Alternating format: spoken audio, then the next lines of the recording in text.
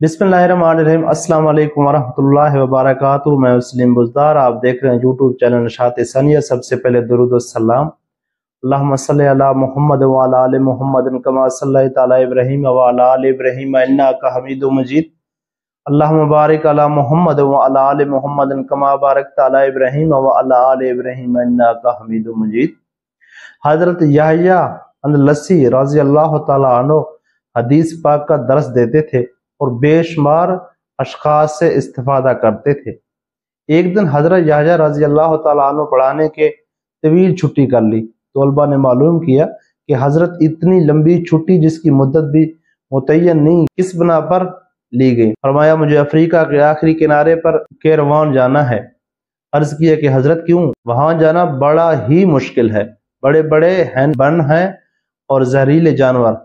फरमाया कि एक बकाल यानी लाला के मेरी तरफ से 3.5 आने यानी 1 दिरहम है, इनके अदा करने के लिए जा रहा हूँ। लोगों ने अर्ज किया कि हजरत 1 दिरहम ही तो है।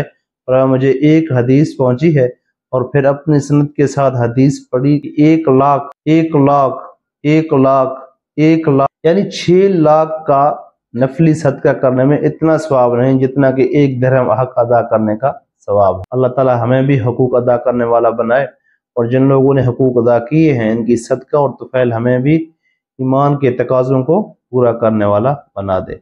आमीन सुमा।